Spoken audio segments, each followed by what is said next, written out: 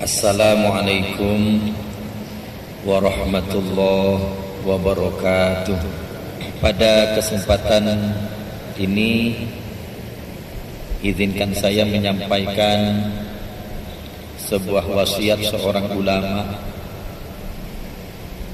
yang bernama Syekh Abdul Aziz bin Baz.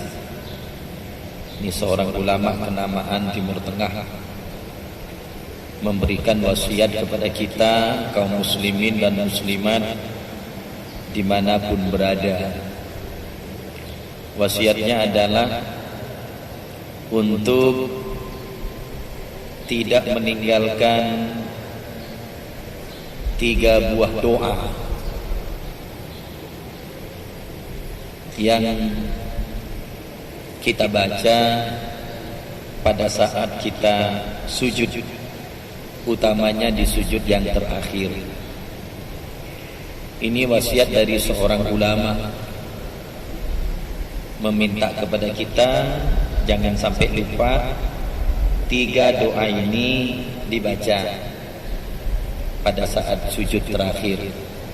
Kalau di semua sujud mungkin terlalu panjang sujud kita, makanya kita milih di sujud terakhir saja. Mengapa kita pilih di sujud? Atau wasiat ulama ini menyuruh kita membacanya di sujud? Karena sedekat-dekatnya hubungan kita seorang hamba dengan Khaliqnya, yaitu Allah, adalah pada saat kita sujud. Aqrabu ma yakunul 'abdu min rabbih wa huwa sajidun fa aktsirud du'a. Itu hadis diriwayatkan oleh Imam Muslim. Sedekat-dekatnya seorang hamba dengan Tuhannya yaitu pada saat dia sujud. Fa aktsirud du'a, maka perbanyaklah doa. Jadi pada saat sujud itu kita diminta banyak berdoa. Mengapa? Saat sujud itulah hubungan kita, seorang abid dengan Allah Sang Ma'bud itu paling dekat. Tidak ada yang lebih dekat dari itu. Ini kata Nabi sendiri. Jadi kalau kita ingin mendekatkan atau mengakrabkan hubungan kita dengan Allah Sang Khaliq kita, maka pada saat sujud itulah. Makanya Bapak dan Ibu jangan heran kalau Nabi itu melakukan sujud itu begitu panjang. Begitu panjang. Saking panjangnya hampir-hampir menyamai ketika beliau berdiri. Bayangkan itu Pak, berdiri ketika sholat itu kan sangat panjang. Kalau surah yang dibaca itu panjang, Nabi rukuknya, sujudnya itu mirip dengan berdirinya. Itu luar biasa. Padahal kan kalau kita membaca tasbih yang normal saja itu kan tidak panjang. Subhana rabbiyal azim misalnya 3 kali, tidak panjang. Sama dengan sujud tidak panjang. Subhana rabbiyal a'la 3 kali, tidak panjang. Tapi karena diselipkan di dalamnya doa, maka menjadi panjang dia. Dan itu diperintah oleh Nabi. Fa'aktsirud du'a, perbanyak doa. Jadi doa apa saja, doa apa saja, suruh banyak-banyak berdoa di situ. Karena hubungan kita dengan Allah akrab, paling dekat.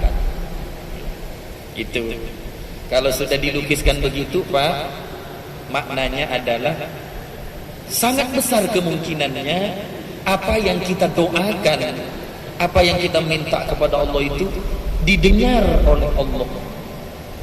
Nah itu karena dekatnya hubungan kita. Memang Allah itu maha mendengar Pak. Jangankan yang kita lahirkan lewat suara, Yang kita sembunyikan di dalam lubuk hati kita yang paling dalam pun Allah tahu.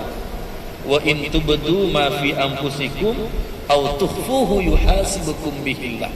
Yang dilahirkan, yang disembunyikan, semuanya itu diketahui oleh Allah dan akan dihitung oleh Allah. Nah, termasuk doa. Itu. Ini mengapa dibaca di dalam sujud. Nah, sekarang ulama, ini ulama yang menyuruh kita. Kalau bukan kepada ulama, kepada siapa kita belajar? Dan kepada siapa kita mengikuti?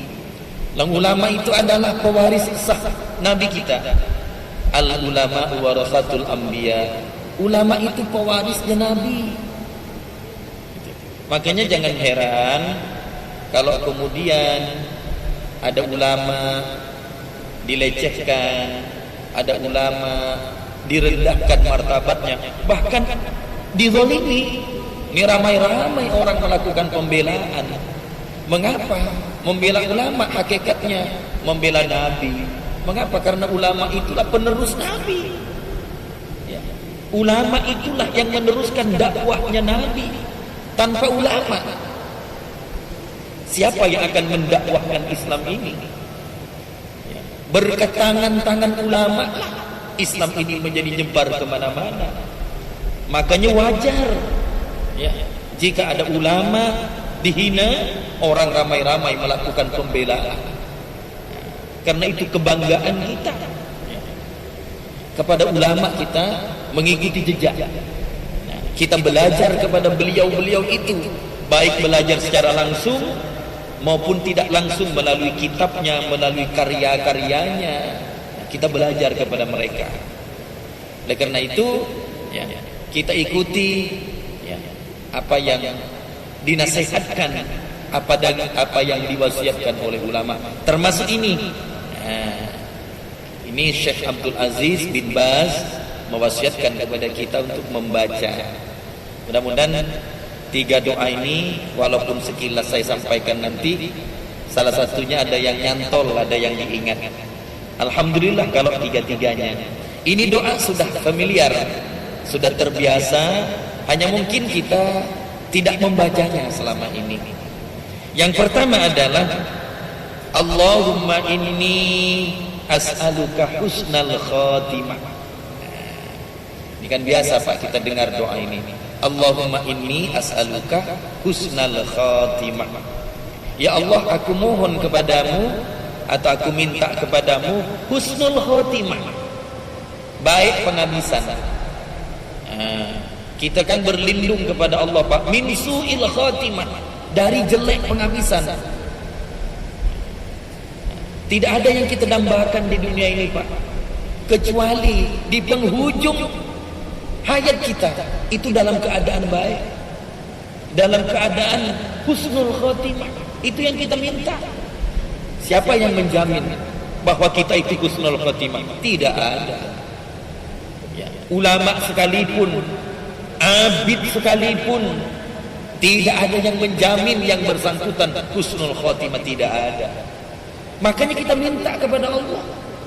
Jangan lalu mentang-mentang kita selama ini merasa sudah takwa, merasa sudah begitu taat, merasa sudah menjalankan semua perintah agama, sudah memastikan diri kita husnul khatimah. Tidak bisa. Apakah husnul khatimah atau su'ul khatimah? Itu hak prerogatif Allah semuanya. Makanya kita minta, jangan sampai di ujung hayat kita dalam keadaan su'ul khatimah. Itu tidak bisa Pak. Kita pastikan saya pasti husnul khatimah, nggak bisa. Nggak bisa. Kita mau mati seperti apa? Penyebab kematian kita apa? Di mana kita mati? Tidak ada yang tahu. Kondisi kita mati seperti apa? Husnul khatimah atau su'ul khatimah? Enggak ada yang tahu. Makanya wajar kita minta Allahumma inni as'aluka husnal khatimah.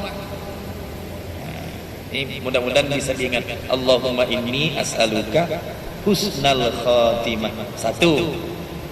Yang kedua, Allahumma rizqni taubatan nasuha qabla al-maut. Ya Allah, karuniai hamba taubat nasuha sebelum mati. Itu yang kita minta. Taubat nasuha itu taubat yang sungguh-sungguh, taubat yang membawa kita tidak melakukan lagi maksiat, mungkarat, dosa kepada Allah. Selama kita mengulangi dosa yang kita lakukan, belum nasuha kita, Pak. Taubat kita hanya taubat reguler saja, taubat harian saja. Yang kita minta adalah taubat nasuha, taubat yang betul-betul tidak lagi membawa diri kita masuk kepada lembah dosa. Itu taubat nasuha. Itu yang kita minta sebelum mati. Sebelum mati. Jadi sebelum maut menjemput kita, kita sudah berada dalam kondisi taubatan nasuha. Makanya harus diminta ini. Sama dengan yang pertama, tidak ada jaminan, Pak. Di ujung kita sudah taubat nasuha atau belum? Tidak ada jaminan. Makanya yang ini kita minta juga. Jangan sampai tobat kita tobat sambal. Apa maksudnya tobat sambal, Pak? Cuma pedas sebentar. Seperti makan sambal, pedas sebentar, nanti hilang pedasnya. Atau maaf dalam bahasa Melayunya, Pak, minta maaf ini, angat-angat tai ayam. Angatnya sebentar, tak lama sejuk lagi. Taubat kita mungkin selama ini seperti itu. Ada kalanya kita taubat sungguh-sungguh, tapi tidak begitu lama kita lakukan lagi dosa itu. Itu namanya angat-angat tai ayam, taubat sambal. Yang kita minta tidak seperti itu. Yang kita minta taubatun nasuha, taubat yang sungguh-sungguh. Ini mesti kita minta, di samping ada upaya untuk itu. Yang terakhir, Allahumma ya muqallibal qulub tsabbit qalbi ala dinik. Ya Allah, wahai yang membolak-balikkan hati, kuatkan hatiku ala dinik, atas agamamu. Jadi kita minta ditetapkan hati kita dalam agama Allah, yaitu agama Islam, sebelum kita mati. Sebab sekali lagi sama dengan yang pertama dengan yang kedua di atas, Pak, tidak ada yang bisa menggaransi apakah kita mati muslim atau kafir. Tidak ada, Pak. Makanya Allah mewanti-wanti kita, wala tamutunna illa wa antum muslimun. Jangan engkau mati kecuali kamu dalam keadaan muslim. Ini kan peringatan Allah. Artinya apa? Begitu banyak orang yang ketika sehat, ketika hidup dalam keadaan muslim, tapi begitu ajal menjelang, berubah hatinya, berbalik hatinya, menjadi ingkar kepada Allah. Kata Nabi, ya, nanti akan ada satu masa, ya, ketika pagi orang muslim Islam, sore sudah kafir. Ketika sore muslim, pagi dia kafir. Begitu fluktuatif, begitu mudah berubah, karena hati ini memang mudah berubah. Makanya kita minta, ya muqallibal qulub, wahai yang membolak-balikkan hati, tsabbit qalbi, tetapkan, kuatkan hatiku ala dini, atas agamamu. Ini yang kita minta. Di akhir hayat kita tetap membawa Islam, membawa iman. Ini 3 doa yang sangat penting, Pak, untuk kita amalkan. Kalau tak sempat dibaca ketika kita sujud, bacalah dimanapun kita ada kesempatan. Allahumma inni as'aluka husnal khatimah. 1, Allahumma rzuqni taubatan nasuha qoblal maut. 2, dan yang terakhir, Allahumma ya muqallibal qulub tsabbit qalbi ala dinik. Mudah-mudahan bisa dihafal semua. Kalau tidak ketiga-tiganya, mudah-mudahan salah satunya, dan supaya tidak hilang, ya, langsung amalkan. Itu caranya.